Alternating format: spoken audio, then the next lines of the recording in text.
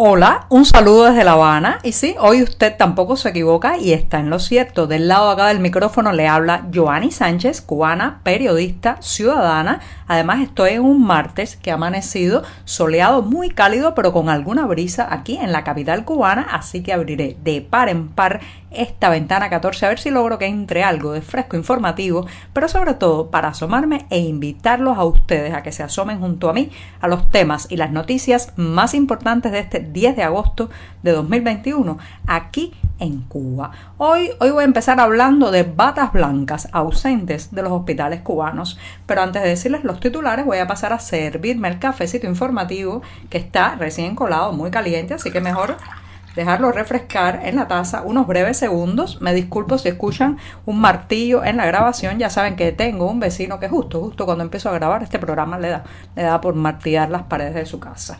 Pero no obstante a eso, vamos a seguir con los titulares que hoy comienzo con una pregunta. ¿A qué se debe? ¿Cuál es la razón del número de sanitarios que no están ahora mismo en los hospitales cubanos, que no se presentan a trabajar en medio de esta pandemia? En un segundo momento, los tabacaleros denuncian los bajos precios a los que el Estado les compra el producto. Mientras tanto, abanderados. Esta será una reflexión que haré justo sobre esa práctica de abanderar a delegaciones deportivas, médicas, transportistas incluso, que tiene el régimen cubano y cómo esto intenta convertir la patria, la enseña nacional, la bandera, en un sinónimo de Partido Comunista. Y por último, recomendarles una gira Días de Luz, la nueva gira del cantautor cubano Pablo Milanés. Dicho esto, presentados los titulares, ahora sí voy a tomar la cucharita para hacer el chinchín y emular con el chinchín de la cucharita al martilleo de mi vecino, y de paso refresco este café que está recién colado, amargo, eso sí, sin una gota de azúcar, como saben que me gusta a mí y siempre necesario.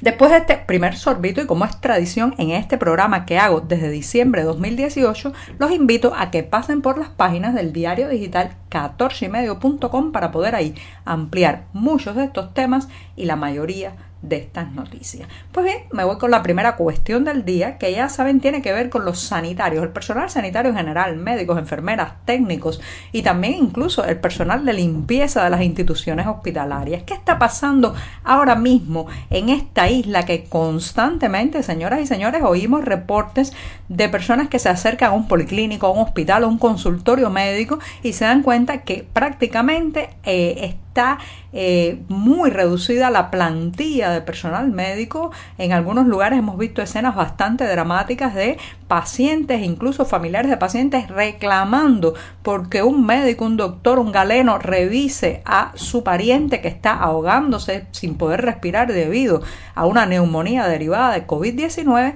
y no hay brazos, no hay personas profesionales en esos lugares lo suficiente para atender la avalancha de enfermos, de personas contagiadas que están llegando a los centros hospitalarios. Esto suena un poco contradictorio si uno lo compara con, por ejemplo, todos los alardes que ha hecho durante décadas el oficialismo cubano sobre el sistema de salud pública y la graduación masiva de médicos, de enfermeras y de todo tipo de técnicos sanitarios. Entonces, ¿cómo puede pegar el discurso de la grandilocuencia, de la cantidad de graduaciones anuales de todos estos profesionales con una realidad que es que las personas llegan a los hospitales y no encuentran los suficientes profesionales para ser atendidos? Mueren muchas veces sin recibir una atención médica. Pero esto no solamente es una percepción y denuncia ciudadana, es que incluso las propias voces oficiales han tenido que reconocer, por ejemplo, en el caso de la provincia Guantánamo, en el oriente de la isla,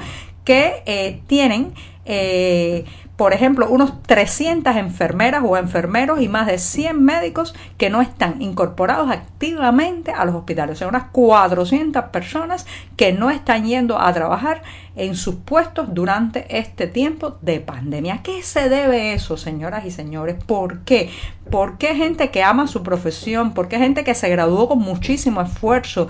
¿Por qué gente que dedicó buenas partes de sus años de juventud a sacar un diploma de enfermería o de medicina no está hoy en los hospitales? Bueno, la respuesta es compleja, pero voy a aventurar algunas ideas a partir de lo que he podido pues comprobar y también de testimonios de galenos y enfermeras que están cercanos y me han comentado. Bueno, primero, tienen un terror tremendo al contagio porque no nos engañemos, los insumos, el material de protección ahora mismo en los hospitales es deficiente. Muchas veces tienen que pasar varias horas, un turno de trabajo completo sin poder cambiar los guantes, sin poder cambiar una mascarilla, con muchas veces una indumentaria que no los protege del todo del contagio. Y entonces temen, claro está, terminar enfermándose y llevar el contagio a su casa, a sus familiares. Algunos tienen hijos pequeños, otros tienen ancianos en sus viviendas y bueno, pues no quieren ser de puente entre la enfermedad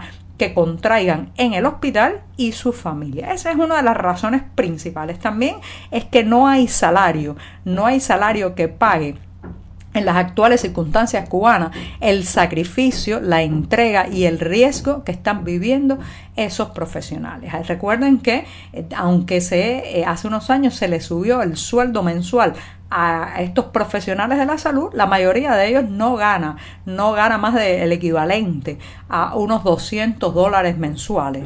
Algunos muy especializados quizás un poco más, pero señoras y señores, eso no es dinero en esta Cuba de la inflación, de los precios elevadísimos, de los alimentos por los techos en cuanto a precios. Eso no constituye en muchas ocasiones un incentivo para jugarse la vida. Por tanto, el tema salarial está allí. Pero por otro lado, señoras y señores, esa gente son la cortina de contención entre la inconformidad ciudadana con el funcionamiento del sistema de salud público y los jerarcas del partido que están en sus oficinas climatizadas, dictando órdenes, generando titulares triunfalistas, pero que no contactan directamente con la gente. Entonces el personal médico es el que recibe los insultos, el que recibe el llanto del familiar que ve morir al suyo sin tener un antibiótico, sin poder conectarlo a una máquina de oxígeno.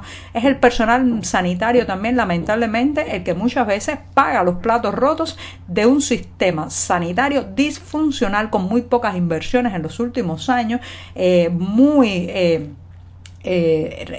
ensalzado desde fuera de la isla, pero con graves deficiencias materiales, de suministro de insumos, de higiene. Ese personal médico tiene que convivir muchas veces en hospitales donde prácticamente es una aventura peligrosa ir a los baños. Los baños están sucios, no tienen agua, no tienen recursos. Entonces, todo esto, reitero, el miedo al contagio, llevar a casa la enfermedad, los bajos salarios que no compensan, la infraestructura hospitalaria, pero también el tener que enfrentar cara a cara la inconformidad ciudadana, está haciendo que muchos profesionales, muchos médicos, muchas enfermeras, muchos técnicos sanitarios hayan decidido quedarse en casa y no ir a trabajar en los hospitales cubanos. Esto es un serio problema, porque se trata de gente que además de que no puede salvar vidas o no está salvando vidas, también tiene un menoscabo profesional y salarial. Son familias que se están quedando prácticamente sin el puntal económico que los sostenía para llegar a fin de mes. ¿Cómo se soluciona esto? Esto es una gran pregunta, pero yo creo que pasa,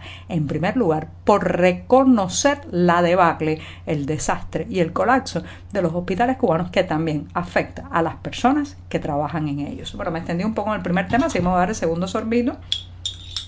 Mi vecino ha dejado de martillar por unos segundos. Así que después de este segundo buchito me voy a otro tema totalmente diferente. Tiene que ver con el campo, los agricultores y el tabaco. Ya saben que una vez fuimos la tabaquera del mundo, eso, han seguido exportando tabaco desde dentro de Cuba, pero los propios cubanos prácticamente tienen que hacer larguísimas colas para poderse llevarse un cigarro o un cigarrillo a la boca. Lo cierto es que este es un problema que también está afectando a los tabacaleros, sí. Los cultivadores de tabaco ya saben que este es un sector que es un monopolio estatal. Reitero, el tabaco en Cuba es un monopolio estatal. No es posible para un veguero, que es la manera también de llamar a los productores de tabaco, tabaco, a los que cosechan esta hoja tan preciada y tan valorada a nivel internacional, bueno, para ellos no es posible venderle su hoja de tabaco a otro que no sea el Estado. Tampoco pueden comercializarla ni crear sus propios productos tabaqueros y venderlos en las tiendas de manera directa. Por eso están obligados a venderle la hoja de tabaco al Estado. Y ha salido una denuncia de varios campesinos tabacaleros, nada más y nada menos que de San Juan y Martínez en Pinar del Río, donde muchos ubican la cosecha del mejor tabaco cubano. Así que desde ahí, desde el epicentro tabacalero de esta isla, varios agricultores pinareños han enviado una carta a los máximos dirigentes de este país. La pueden leer, los detalles los pueden leer en el diario 14 y medio, denunciando la manipulación de la información en cuanto a los precios de la hoja. Estos productores denuncian que ellos proveen al Estado tabaco negro ensartado y tabaco de tapado para el torcido de exportación, pero que este año no les fue informado a tiempo cuánto le iban a pagar por cada cantidad de tabaco vendida al Estado. Al final, pues hubo muchas cortinas de humo, mucha desinformación y bueno, paralelamente a eso han subido todos los precios desde el 1 de enero pasado, en que el Estado, el régimen cubano, empezó la tristemente célebre llamada tarea de ordenamiento, que lo que ha hecho es determinar, de desordenar la economía en esta isla.